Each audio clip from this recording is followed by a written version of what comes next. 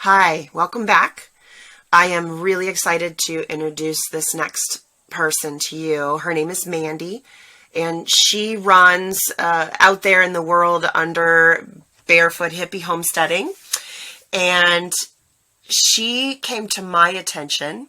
Mandy, you came to my attention because of a regular that became a friend. And she recommended I take a look when I was thinking about who I was going to bring together here. I wanted some local folks, and she has been working with you on her garden design. I was so excited to crawl through your social media and see what you're doing because I'm so passionate that all the information that I give people, where I'm encouraging them that this isn't just about 100 acres. This is a pot in your backyard, or a little pot on your windowsill even, or maybe in your suburban flower beds. But that means to some people, they can't wrap their minds around how to do that, and they need somebody that will design. And I love that you're out doing that. So I want to start off by asking you, what is your background? How did you get into growing, and then how did you get into designing for other people? Well, hi Don. I actually did not grow up on a farm. My mom had a hobby garden, and I remember that really vividly as a child and the joy that it brought her. And so I've always been around house plants or a small garden of some sort, but it wasn't until my late 20s and 30s that I actually started really gardening. I'd have some annual flowers or something like that, but it wasn't until I really considered where our food was coming from, and I wanted to bring that to the table for my family. And so I just started gardening, and I wasn't successful all the time, but I would be so excited with the tiniest tomato or the littlest pepper, and I just wanted to bring more to the table. So we just really dove into that, my husband and I. And I started reading everything that I could. I would attend local free classes, online workshops, and really I learned by experience, volunteering at farms, and it was such a fire in me. I had such a passion to do that. And I ended up growing lots of gardens and lots of different things that I fell in love with herbalism and herbs. And so just studying all of those, all that I could. And I realized that I wanted to do more for our little piece of land. And so I started attending permaculture design school for a certification in permaculture design. And I did that initially just for us. We had some erosion with land. We had just a few problems. And I thought, well, maybe I can learn a lot by doing this. And it was so exciting that once I got my certificate, I realized I wanted to help other people that were either struggling or needed a different set of eyes or had these projects they wanted to try. But I wanted to think outside of the box. A lot of people wanted to start a homestead, or they just wanted to grow medicinals, or they wanted to do a market garden. And I just kind of formed this service to help other people, meanwhile learning myself the whole way. And it's been really great. I have learned so much, and I have helped over 40 families in the last 2 years design their own spaces. We include animal husbandry. Wow. Yeah, it's really great. And some people want really bright, pretty color egg palettes. Where do I get these chickens? And we'll go over what breeds produce these colored eggs. And so it's just really branched off into this really fun adventure.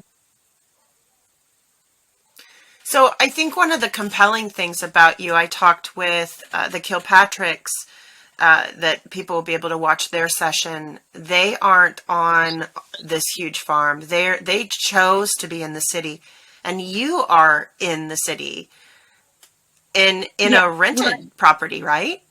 That's correct. We are in the outskirts of two cities on the main road. You can probably hear the traffic behind me. My bedroom is literally on the main road. We're a very small, narrow property. It's a half acre.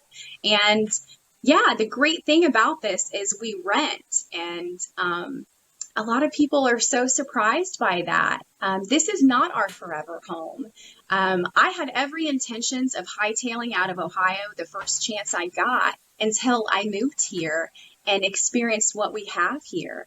And um, I think I'm stuck in Ohio because I have such an appreciation for the growing seasons and everything else that I think I'll be here for the rest of my life. But yes, this is just a rental property. We have a fantastic landlord and who's really accepting of what we're doing. He loves it. He appreciates it. So he'll send a message and say, "Hey, everything's looking real good." And so there are landlords out there that are supportive of this movement of what we're doing. And so yeah, there's nothing wrong with renting space. It's okay. You can still do all of those I same think things. You just got to find the right one. I think that I think you're taking that just a rental property and busting that up because so many people feel that, I mean, in this day and age, it's really getting difficult to get a hold of a house and land. And so people think, oh, well, why even bother?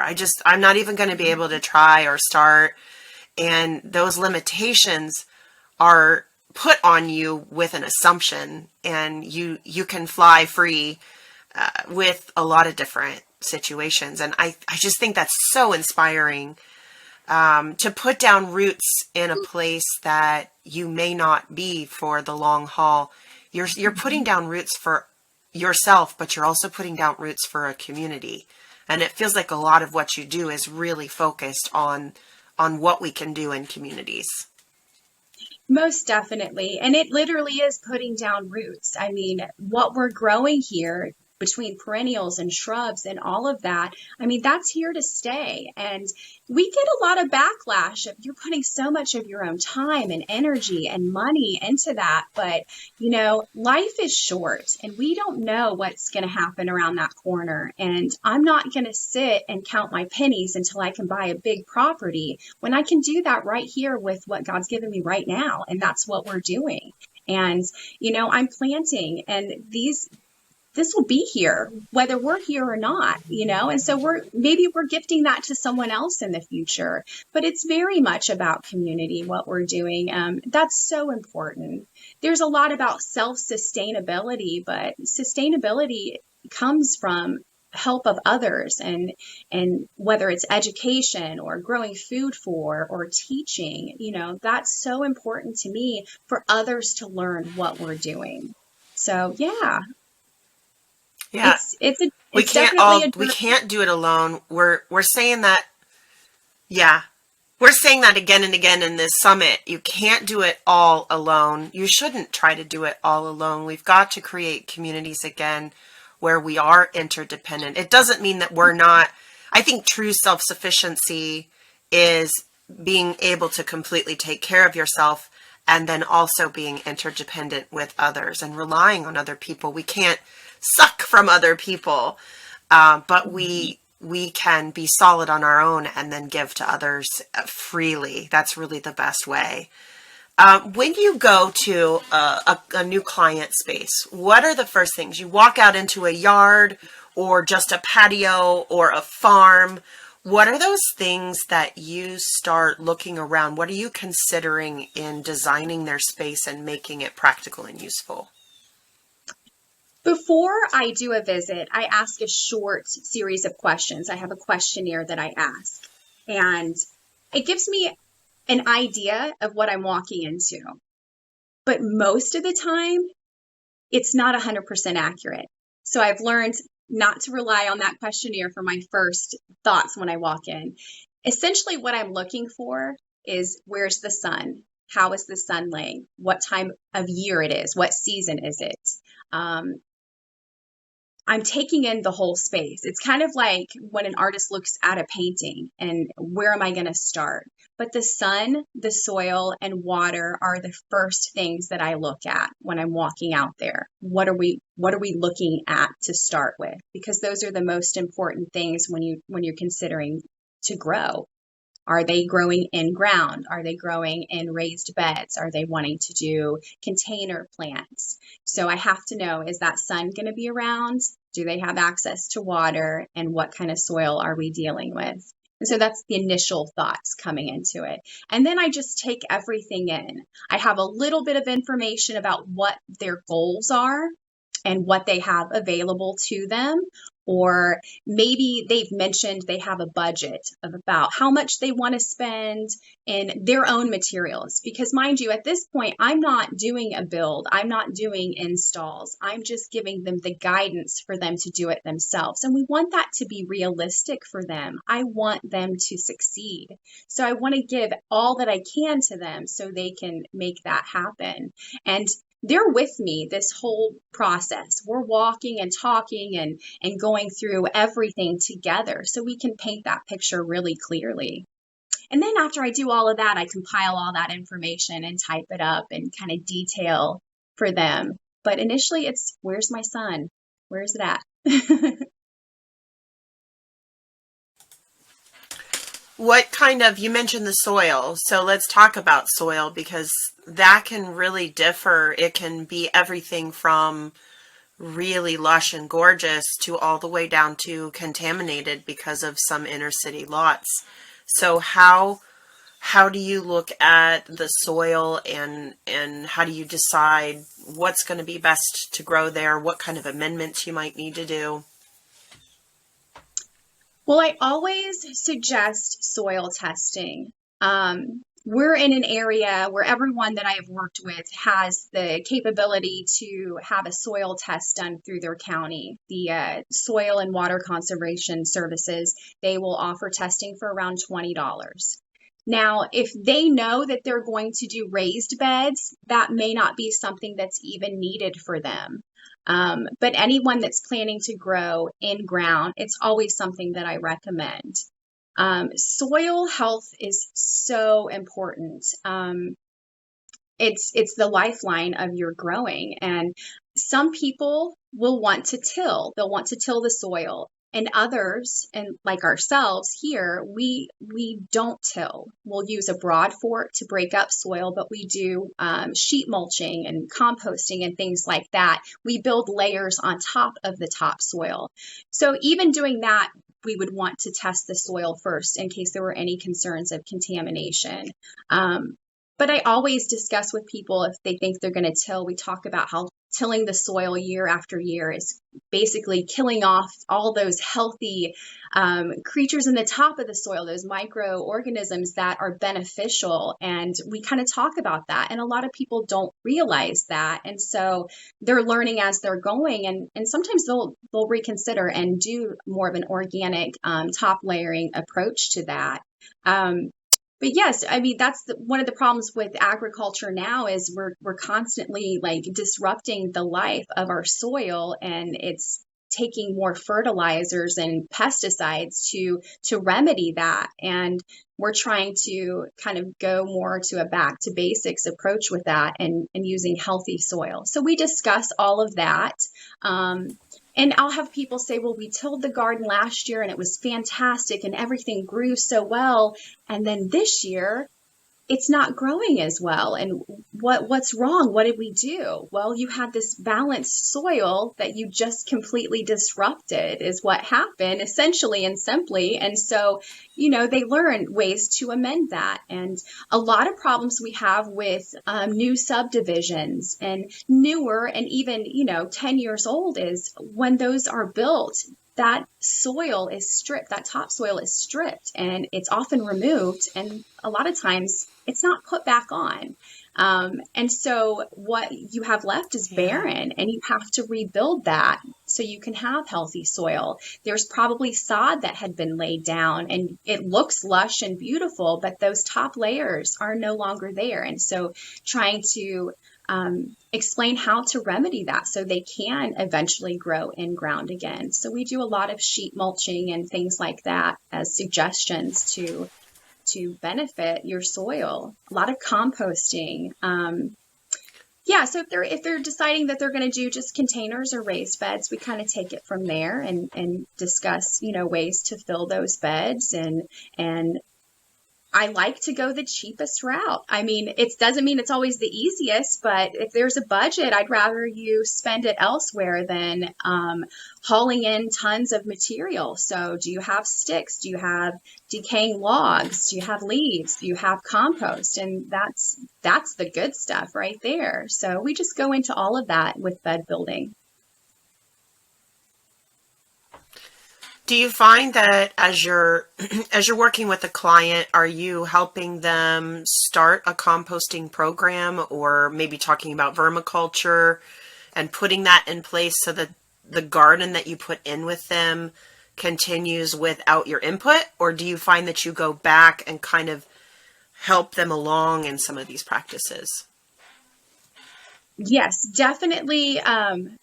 Talking about permaculture, I think that's because that's how I grow, that's how I design, that's how, and it's not just permaculture, it's other organic and biodiverse ways of styles of growing. It's kind of a mesh of everything. But yes, it's definitely talked about. And when I complete my summary, I include those ethics and of permaculture and the principles of permaculture so they can understand kind of where I'm coming from, the basis of what I'm talking about. And typically, I leave my phone open for anyone to call or text at any time if they have questions during their journey. And a lot of them do. And I have a client who during summer was texting 2 and 3 times a week, and we show pictures and discuss things and go through things. And she's learning and she's growing, and it's helping me be a better teacher at the same time. But she's doing fantastically. And like, I'm so proud of her. I love hearing from her. I get excited when I see her pictures, but I definitely leave that open. If they need help and support, I'm there to help them throughout this journey. But we try to create it in such a way that I'm not needed. If they're doing a lot of these suggestions and building on with perennials and things like that, all of those fruits will come to light, and I shouldn't be needed after a couple of years of this establishment because they should have it down by then. And it depends on the size of the garden and what they're looking at or what their goal is, main production gardens versus, medicinal beds, things like that. But I try not to make it too complex in the design process for them so that they're able to grasp this and gradually build upon. So I think with any grower, you initially have a goal, and as you learn, that kind of changes, and that is kind of their own art, their own unique style. I think so often we get stuck on these little squares and these little reels of dancing people lip syncing and showing these fancy gardens. And it's so intimidating to people that have yet to begin this journey. And I hate that feeling for them because, again, each garden is unique. That is your art. That is your creation of the circle of life with nature. We are not, I shouldn't say creation. We are not the creator of this. We're part of this, but it's your vision that is taking place, and everyone is unique and everyone is different, and it doesn't have to look like everyone else's. I have different wants and needs in my garden, and some people have never heard of the things that I'm growing. It's not just tomatoes and zucchini and, calendula. It's all of these things. And you have to ask yourself, what do you want to grow? Why do you want to grow it? How much of this do you need? And when you start answering those questions, you've just painted a picture for yourself. And I think that's way cooler than copycatting what everybody else is doing. And I kind of went off on a tangent there, but I think that's so important for people to not get stuck in pictures of someone else's. Comparison is the thief of joy. And while you can compare and gain so much knowledge from others, what you do yourself is what matters. And there's so much beauty in that. And it's just exciting to see them. What I do with my designs is my perception. And I like to see when they've changed things up and they've added different things because you've just made it your own. So I think it's pretty cool. Yeah. Yeah, it's a lot like what I teach in Heal Local. It your medicine cabinet at home shouldn't look like everybody else's. You don't have to stock it with what's at the grocery store in the first aid aisle because those things might not be needed in your household. Mhm. Everybody's health begins to be, when you take charge of it and you start to understand the soil that is here, you begin to respond in a very individual way, and the way you design a health program at home is a very individual way. It's the same way when we go out into the garden. The garden is an outgrowth of that relationship with self and relationship with the soil and creation. Mhm. Everyone's going to be different. If you hate zucchini, I really would encourage you to grow zucchini. It's a great vegetable, but if you hate it, don't grow it. You Right, don't right. need it. Grow and don't make the mistake of not having beauty and only function. Like, you really have to kind of paint that picture. I agree. If somebody right now is watching and they have a backyard and they've got grass and they're like ready to do maybe a 5 foot by 5 foot little patch, and they're just going to try something. What is the first thing with just a grass backyard? What's the first thing that you're going to tell them simply to do? Okay, so an in-ground little patch. Well, I would hope that they would let me know if they want to do something with herbs and flowers or if they want to do vegetables. But let's say they want to do vegetables. I want to do a small vegetable garden and they've given me an idea of what they like to eat. We will space that in that space and we will maximize fully what we can fit in that space. And I will also do that with beauty in mind, with the attraction of pollinators and the aesthetics. And so I'm looking at that layering system. Where's the door? If this is a small kitchen garden, I want it to be near the door of the house. Okay. Where's my sun? That's going to give me an idea of what taller plants are going to be in the back. And I'm going to layer those and companion plant in a way that I'm growing vegetables that are compatible in that space together. And I'm going to line it in height and I'm going to add color and depth to that. So whether it's Swiss chard and kale and cabbage and dill, I'm going to add nasturtium. I'm going to add beets and carrots, and I'm going to align that in a pattern that is aesthetically pleasing. Maybe that's me nitpicking, but I've never had a complaint so far with the aesthetics of designs, but I want it to be appealing to them. Meanwhile, fully using that space and providing pest control through plants and nutrients through the companion planting.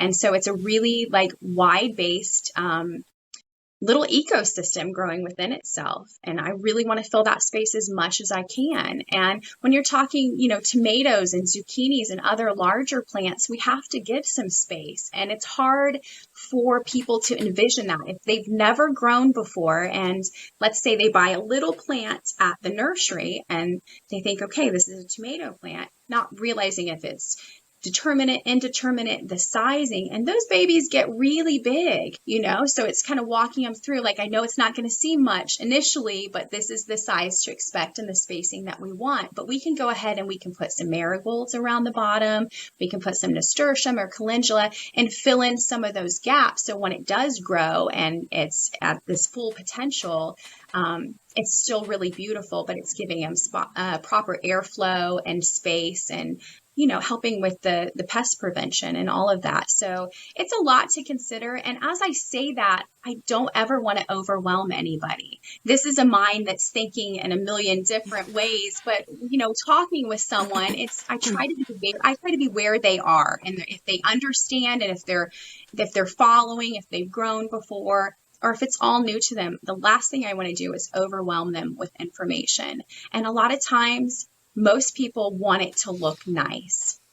This is their first garden, they're excited, but maybe they have restrictions, Yes. or yeah, there's a lot of restrictions out there. A lot. So if I have grass, do I need to dig the grass up, or you'd mentioned sheet mulching? What is that? Right. Um, no, you do not need to dig the grass up. And again, it's going to determine what size garden you're looking at. But if you're looking at a smaller bed in the back of your yard to grow in, what I suggest is maybe mowing that down and doing a sheet mulch, sheet composting, or if it's sometimes even referred to as lasagna layering. And when you say that, then you can kind of get the idea of these layers. You're going to build the top of that soil. Um, we like to use a tool called a broad fork, and basically I'll share a link on my website of everything that we're talking about if people want to kind of dive in a little bit deeper. But it's basically just a fork that goes in the Great. ground and you use your entire body weight. It's not really difficult. I can do it pretty well, to get in there and just kind of aerate and break up the soil. I'm not removing it, but I'm just kind of loosening and breaking up the soil. We like to do that. I like to leave the grass there. I maybe pick out big chunks, but for the most part, I'll leave it there. And then you can lay cardboard if you have scrap cardboard, removing any tape or labels, things like that that won't decompose. We'll lay that, newspaper if you have it, rolled recycled cardboard, kind of like the non-wax craft paper kind of thing, and just lay that down and start layering. You can put your different compost if you have it. You can do, let's see. So once you've got that down, you want to wet that too. That's a good thing to do, is to wet to kind of start that decomposition, breakdown and everything. But you can do straw, you can do leaves. You want to do a good mix of your green and brown mulches. And grass is a great green mulch as long as it's not chemically sprayed. So that's great. If you mow your lawn, put that onto your layering. And a good time to start this is now, in this area, especially fall going into winter, and those beds will be ready by spring to plant in for next year. But you can do, lost my train of thought there. But yeah, you can just layer your materials, your straw, your mulch, manure if you have it, compost, keeping with those green and brown mulches. And the higher you can get it, the better. I mean, sometimes, 24, 36 inches isn't unheard of, because as that settles and decomposes, it's going Awesome. to break down, and you've essentially just created a topsoil there. You can use wood chip mulch, the non-chemically treated or sprayed or dyed, sawdust, pine needles, all of that's super beneficial. Some people like to do like a hugelkultur style bed, and that's a German term, but it's essentially building up with rotten wood and sticks and decomposed limbs, things like that, and they'll kind of mound that up higher. It's essentially a raised bed that isn't enclosed. And even layering on with sheet Cool. mulching, you're creating a raised bed. It's just not what we think of as a raised bed because it's above the soil. But by doing that, you're creating this abundant soil that will decompose and eventually become the topsoil of the earth. And it can take some time for that to break down. But once it does, you've really just added so many benefits to your growing by doing that, for sure. And you don't have to till. It's nice I think for some people, yes, no tilling. And I think people knowing that you can start gardening by building the soil. You can be doing something going towards there and ease into this. So you could start by Mhm. making your lasagna mulch for how long? Like going into the fall and waiting by spring, you're looking at a bed that you can start planting in, right? Right, that's correct. Yeah, and when everything is kind of unrecognizable again, when you don't really see cardboard or you can't make out newspaper, things like that, then you know that you're good to go. And topping that off, leaves make great mulch. I think we want to leave Yeah. leave leaves lay, But at the same time, if you have an abundance of them, taking a few of those, mowing over them, mulching them up, putting them on the top of that bed is really important too. That's super beneficial for compost. Or if you're just adamant that you're not going to leave them lay, create a pallet system in your outside, or use some old like fencing or new fencing and create just a circular bin and store those in them. And that, again, that adds to your compost. You want all those carbons and nitrogens that you can get when you start gardening. Your grass clippings, your spent annuals, the perennials that, I'm sorry, not the perennials, but your vegetables, and all of the waste from the previous seasons, those go into the compost. I mean, I only recommend not putting anything that's diseased or seeded, especially in your sheet mulching, because that's more of like a cold compost versus our giant composts that are heated and start really breaking things down. So don't add anything that's got anything diseased, or you don't want to add a bunch of weed seeds to that layer. But it is really simple to do. And let's say you have to order in some things. You don't have all of this available. There are a lot of local companies that will bulk deliver what you need to you. And it could be in one delivery. And let's say you have wood chips and manure and topsoil, whatever that can be. That can be a one delivery kind of thing where they're going to bring and drop that off to you. And then you have that all through the next season. And so thinking ahead too, what is your budget? What are you wanting to spend on this project? Gathering your resources, looking at Facebook Marketplace for tools and other things. A lot of people in social media groups, grow groups, they'll share. You can go in on things, or they'll barter and trade. And so, when you know what your budget is of what you initially want to spend, there's flexibility there and meeting that and doing it in a way where, you purchase something and somebody else purchased something, and you come together and use these tools. Or maybe let's say you're in a community where you have other friends that are wanting to do this, and maybe you don't have a supportive partner and you're like, how am I going to do all this by myself? Well, come together in a group, do it together, choose somebody's house that you're going to do this out, and you buy this tool and you buy this. And there are so many ways to think outside of that box and make it happen. It's just a matter of those baby steps and that foundation growing strong and learning as you grow, essentially, because you can make it happen. Yeah. Sure. I think the other thing that is a a consideration for people is, okay, so I have a small space. Am I really going to grow anything that matters? Like, will it really make a dent in my life? And I think about you. How much space do you have, and what are you doing? Do you have excess? Okay, so we're on a half acre. The last time we measured, because I don't do a lot of number stuff. I can measure like just some small areas, right? But our beds are all over the place. We're probably up to like 4,000 square feet of gardens, but my problem is my husband's gonna be like, that's way off. But it's a lot, okay? It's a lot in various places. Yes, I have abundance. I have a lot of abundance. So much so that for 3 years we had a community supported agriculture where we were a CSA, where we were taking the excess and I was adding things like honeys and butters and flowers and herbs, and we were either donating or made profit from selling to the community. So there's definitely excess involved in that.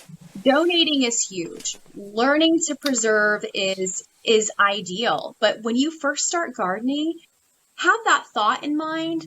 Read about it, but don't freak out. I'm going to have all of this. What do I do with it? Get your foot in the door and start growing. You'll figure out what to do with what you're growing. And it is a difference. You are making a difference. Maybe you just want to have herbs and have a nice little tea garden that you can go out and pick and have, fresh herbs, and you're really love cooking, but you don't want to go to all of that vegetable production. Grow culinary herbs. Whatever you're doing is definitely making a difference. I think it leads to other things. I've never seen anybody just start growing and go, okay, I'm done. That's all I want to do. It always leads to, oh, that's really interesting. I'm going to try that, or maybe I could do that. So everything that you're doing is significant. And, if you're fortunate enough to have excess, someone will take your excess in one way, shape, or form, or you can learn to preserve that for yourself. And CSAs are awesome, man. I They are I think community supported art agriculture. Yeah. I think so many people think that small spaces aren't going to produce like that, but that message that you've got half an acre, and not only were you taking care of your family, but you were also providing for other families. Did you have how many families were you supporting at your peak? In 2020, we had 30 families that we were providing for in one way, shape, or form. Yeah. Yeah, it was a lot. It, That's it was a amazing. lot, actually. Yeah.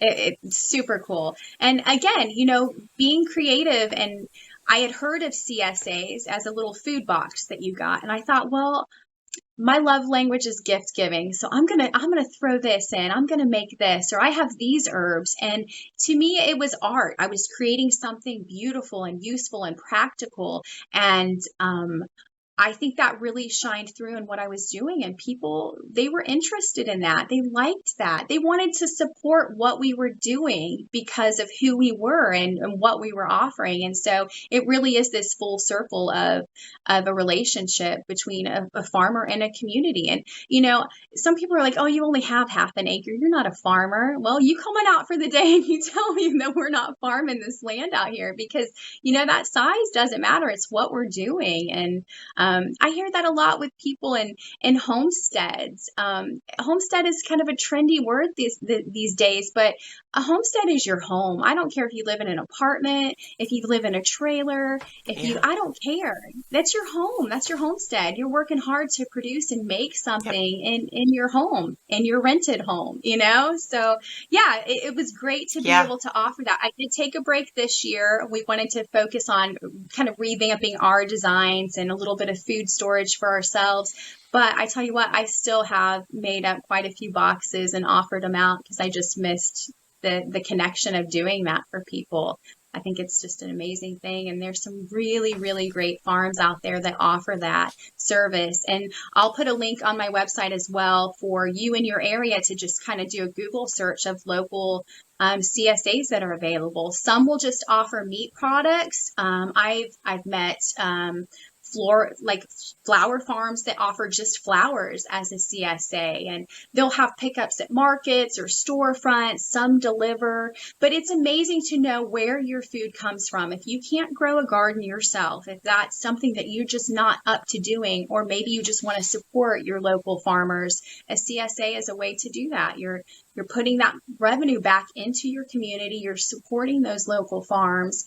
You're knowing where your food comes from. You're shaking the hand of your farmer. That those middlemen are no longer present. And that's really a big deal. And so often people are like, oh, I just want a gift of experience for my birthday, just a gift, or, an experience. Do this instead of buying me something. I've had people purchase CSAs as a gift for someone. And I think that's the coolest gift ever. You're giving Mhm. them wholesome foods in Yeah. their community. I've had people donate to strangers. Hey, if you know a family in need, here's a CSA membership for them. So I think it's just something to kind of look at and consider if you're not able to grow for yourself, for sure.